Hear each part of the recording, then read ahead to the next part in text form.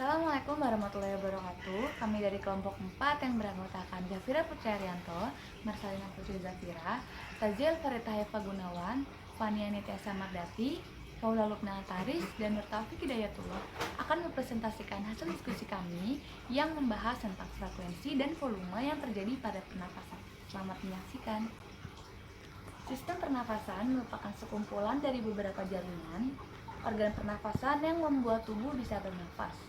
Sistem pernapasan membantu tubuh menyerap oksigen dari udara dan membuang gas sisa seperti karbon dioksida dari darah. Dengan dukungan oksigen, seluruh organ dapat bekerja secara normal. Fungsi pernapasan. Gerakan pernapasan diatur oleh pusat pernapasan di otak, sedangkan aktivitas saraf pernapasan dirangsang oleh stimulus atau rangsangan dari karbon dioksida atau CO2. Pada umumnya, manusia mampu bernapas antara 15-18 kali setiap menitnya. Frekuensi pernapasan dipengaruhi oleh beberapa faktor berikut. A. Umur. Bayi dan balita memiliki frekuensi bernapas lebih banyak dibanding orang dewasa. Hal itu disebabkan volume paru-paru yang relatif kecil dan sel-sel tubuh sedang berkembang, sehingga membutuhkan banyak oksigen. Orang tua juga memiliki frekuensi napas lebih banyak karena kontraksi otot-otot dada dan diafragma tidak sebaik saat masih muda, sehingga udara pernapasan lebih sedikit. B. Jenis kelamin. Frekuensi pernapasan wanita pada umumnya lebih banyak daripada laki-laki. Hal ini disebabkan wanita pada umumnya memiliki volume paru-paru lebih kecil dari laki-laki, sehingga frekuensi bernapasnya lebih banyak. C. Suhu tubuh. Semakin tinggi suhu tubuh, semakin cepat frekuensi pernapasannya. Hal ini berhubungan erat dengan peningkatan proses metabolisme tubuh. D. Posisi tubuh. Posisi tubuh sangat berpengaruh terhadap frekuensi pernapasan. Pada tubuh yang berdiri, otot-otot kaki akan berkontraksi sehingga diperlukan tenaga untuk menjaga tubuh tetap tegak berdiri. Untuk itu, diperlukan banyak oksigen dan diproduksi banyak karbon dioksida. Pada posisi tubuh berdiri, frekuensi pernapasannya meningkat. Pada posisi duduk atau tiduran, beban berat tubuh disangga oleh sebagian besar bagian tubuh sehingga terjadi penyebaran beban. Hal ini mengakibatkan jumlah energi yang diperlukan untuk menyangga tubuh tidak terlalu besar sehingga frekuensi pernapasannya juga rendah. Kegiatan tubuh. Orang yang banyak melakukan kegiatan memerlukan lebih banyak energi dibandingkan dengan orang yang tidak melakukan kegiatan. Oleh karena itu, tubuh memerlukan lebih banyak oksigen untuk oksidasi biologi dan lebih banyak memproduksi zat sisa. Tubuh perlu meningkatkan frekuensi pernapasan agar dapat menyediakan oksigen yang lebih banyak. Gerakan pernapasan diatur oleh pusat pernapasan yang ada di otak dan disebut medula oblongata. Sebaliknya, saraf pernapasan ini juga dipacu oleh kadar karbon dioksida yang ada di dalam darah. Kita dapat menahan napas sementara waktu, tetapi bila kadar karbon dioksida dalam darah naik, maka akan timbul rangsangan untuk segera menghirup udara pernapasan dalam-dalam. Ketika darah melalui alveolus, kandungan karbon dioksidanya sama dengan di alveolus. Darah kemudian mencapai medula oblongata yang mengandung sel-sel yang sangat peka terhadap konsentrasi karbon dioksida dalam darah. Jika kandungan karbon dioksida ini naik di atas normal, medula oblongata menanggapinya dengan meningkatkan banyaknya impuls saraf dan laju impuls saraf yang mengontrol aksi otot-otot pernapasan, yaitu otot diafragma dan otot interkosta. Akibatnya ialah peningkatan pertukaran udara dalam paru-paru yang mengembalikan konsentrasi karbon dioksida dalam alveolus dengan cepat dan kemudian mengembalikan konsentrasi karbon dioksida darah ke konsentrasi normal.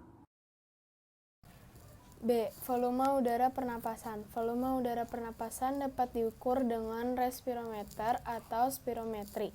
Secara garis besar, volume udara pernapasan dapat dibedakan menjadi 6 sebagai berikut. A. Volume tidal atau tidak volume, yaitu volume udara pernapasan atau inspirasi biasa yang besarnya lebih kurang 500 cc atau 500 mili. B. Volume cadangan inspirasi atau inspiratory reserve volume, udara udara komplementer, yaitu volume udara yang masih dapat dimasukkan secara maksimal setelah bernapas atau inspirasi biasa, yang besarnya lebih kurang 1500 cc atau 1500 mili. C. Volume cadangan ekspirasi atau expiratory reserve volume atau udara suplementer, yaitu volume udara yang masih didapat dikeluarkan secara maksimal setelah mengeluarkan napas atau ekspirasi biasa, yang besarnya lebih kurang 1500 cc atau 1500 mili. volume sisa atau residual volume, yaitu volume udara yang masih tersisa di paru-paru setelah mengeluarkan napas ekspirasi maksimal yang besarnya lebih kurang 1000 cc atau 1000 mili. Kapasitas vital atau vital capacity, yaitu volume udara yang dapat dikeluarkan semaksimal mungkin setelah melakukan inspirasi semaksimal mungkin juga, yaitu besarnya lebih kurang 3500 cc atau 3500 mili. Jadi, kapasitas vital adalah jumlah dari volume tidal plus volume cadangan inspirasi plus volume cadangan ekspirasi.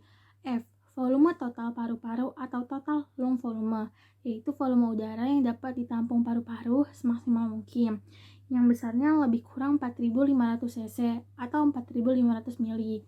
Jadi, volume total paru-paru adalah jumlah dari volume sisa plus kapasitas vital. Dalam keadaan biasa, manusia menghisap dan mengeluarkan udara pernapasan kurang lebih dari 500 kubik centimeter.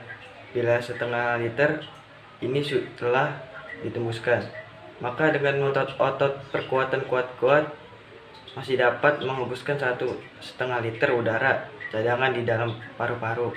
Sebaliknya sesudah menghirup udara setengah liter, kita masih dapat menghirup kuat-kuat 1,5 liter udara lagi. Jadi jumlah udara yang didapatkan dalam sistem pernapasan yaitu antara 1,5 dan 3,5 liter. Jumlah udara pernapasan sekian itu dapat dimanfaatkan secara teratur oleh olahragawan yang berlatih. Meskipun ada 500 kubik centimeter udara yang dapat kita hirup dalam keadaan biasa, tetapi hanya 350 kubik centimeter yang dapat sampai di gelombang paru-paru. Sedangkan yang 150 kubik centimeter lainnya hanya sampai di saluran pernapasan saja. Sekian presentasi dari kelompok kami, kurang lebihnya mohon maaf. Wassalamualaikum warahmatullahi wabarakatuh.